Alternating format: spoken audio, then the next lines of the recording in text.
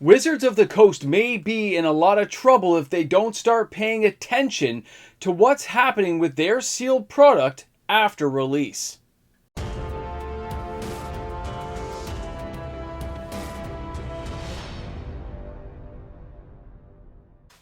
Play booster boxes are going to have a problem.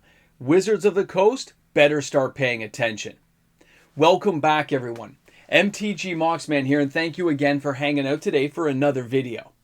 Now, we all know that Wizards of the Coast has done a great job keeping artificial scarcity going. They make sure it's hard to get reprints done after the initial waves of products go out. We know they've raised their prices. We even know that distribution has raised their prices to get to your local LGS, and some LGSs out there also jack up the prices because, hey, it's capitalism. You're trying to get whatever you can. I totally get every level of what we're talking about right now, and I hope you do too. Now, that being said, when we look at the sealed product, the way that Wizards of the Coast created artificial scarcity was just lowering the number of boxes they print. They've raised the prices so they still get the same margins, and the card value stays higher because with box prices being as expensive as they were, we had a lot of players who couldn't afford to buy boxes anymore. They had to go the singles route. The ecosystem of Magic the Gathering relies on all these wheels and cogs moving in a certain way, and they're still working really well. The markets are all really good, but there does seem to be a bit of a rumble happening underneath the surface. Take a look at this. If I shared with you guys the upcoming Ninja Turtles Play Booster Box, $209, and this is US pricing taking from Amazon.com. So here you have $209. This box is 6 months away. We don't really know what's in it other than a couple of cards they spoiled. Players are left wondering, but there will be some sales. There will be people who have to be first past the post. They got to get it, okay? Now, we could jump over, though, and we could take a look at, of course, the Play Booster boxes from Avatar. They as well are $209, and these things are right around the corner. So around that corner, we've got, 30 days left until this becomes a reality. We also will know what all the cards are going to be. We know where this market is going. But at the same time, we also know that upcoming sets, things that are not Universes Beyond. Looking at Lorwyn Eclipse, you can see these boxes are only going to be $164.70 US. Again, all US pricing.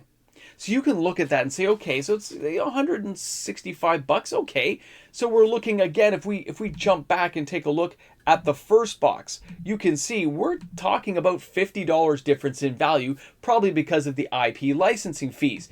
But a lot of people would say, I'm looking forward to Lorwyn Eclipse a lot more than I am the Ninja Turtles, and this is where I'm going to send my money. This is where I'm going to go. But it gets even worse than that. And before you play favorites about which set you like more or less, all you got to do is wait a little while. Because as you guys can see, Spider-Man's already on discount because they probably overproduced it and just thought it was going to sell a lot better than it did. So we already have this box dropping in price. This is already less than a non-Universes Beyond product like Lorwyn. This is already dropping in price. Now, if we jumped over again and I shared with you guys something like Foundations, this thing's going to be around for years, and its price is actually still really steady. It's holding up fairly well.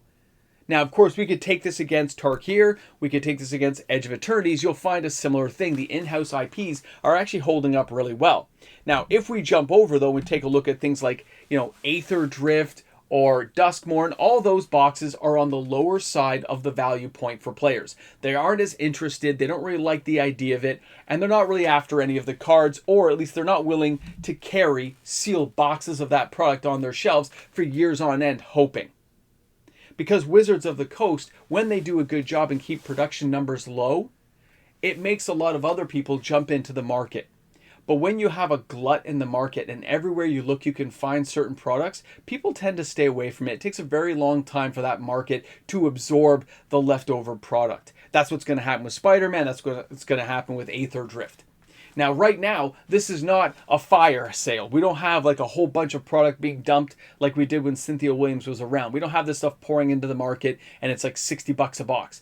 That's not likely going to happen again. But at the same time, when these little quirks happen, like it did with Spider-Man, you can see it every day now on the store shelves, players are staying away. They've already got the cards they want. They've already moved on, and they're looking forward to either Avatar, Lorwyn. They're looking ahead already at the next set coming down the pipeline.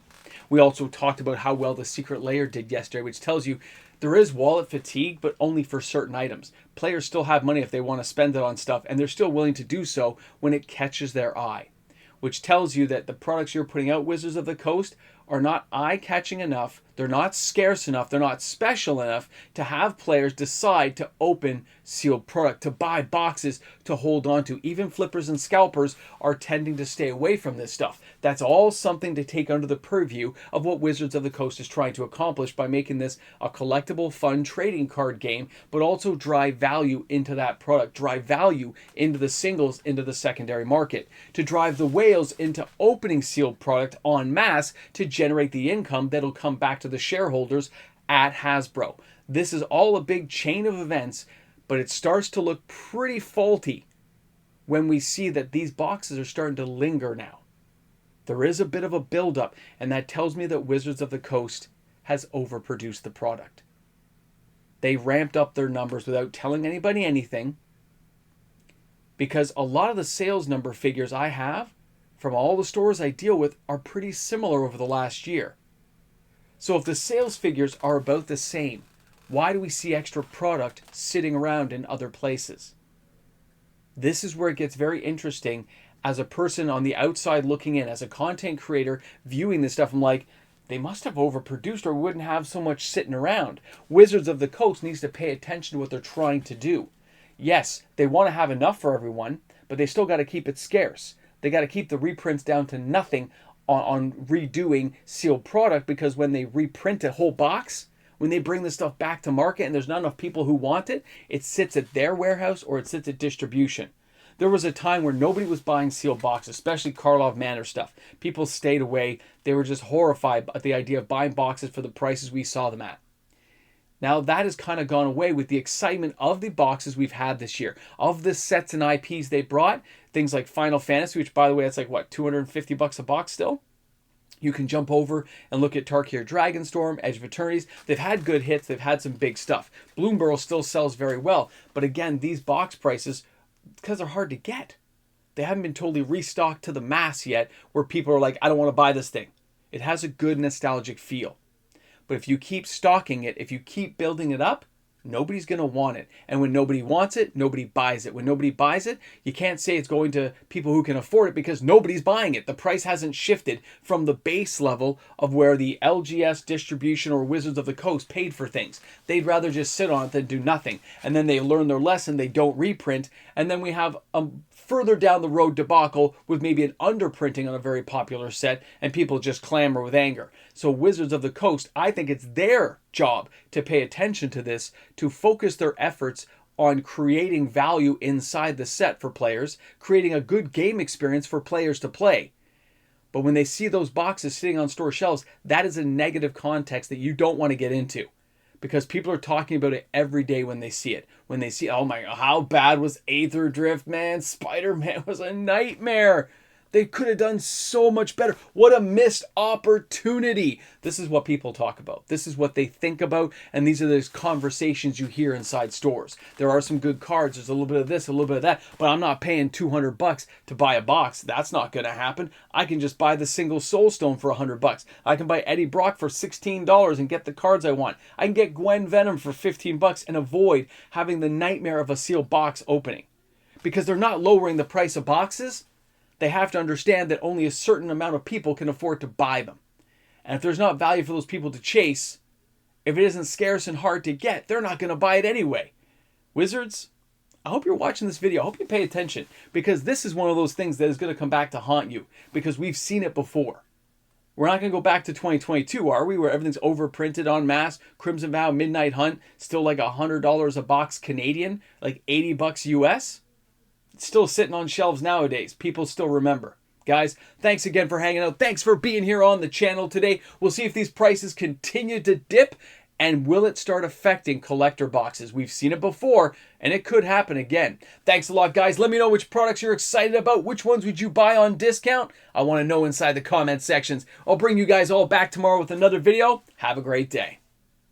Hey guys, thanks again for watching till the end of the video and showing the patrons their due. These are the supporters of the channel. They're here each and every day supporting this channel, and because of them, daily uploaded content gets created. If you're a patron, if you're a YouTube membership member here every month, it's because of you guys that these videos happen, so thank you again for supporting my channel and letting this all happen. It's a great journey in this world of magic. We'll see you tomorrow. Have a great day.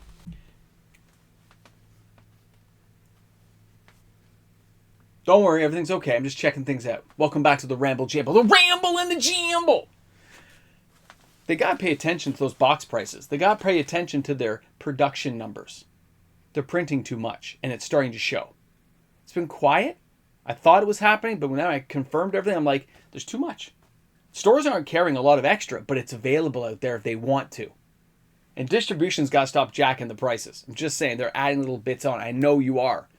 Think I don't know. Of course I know. Guys, we'll see what Wizards of the Coast does. I would actually expect if they're paying attention, if they got their thumb on the pulse, they're going to cut production on stuff. And we're going to see things not reprinted at all. Like Spider-Man's not getting reprints. It's just going to be done. So you actually should buy the boxes on sale, because 10 years from now, it might be something different. If you see them cheap enough. We'll see what happens. Guys, thanks a lot for hanging out. Thanks for being here.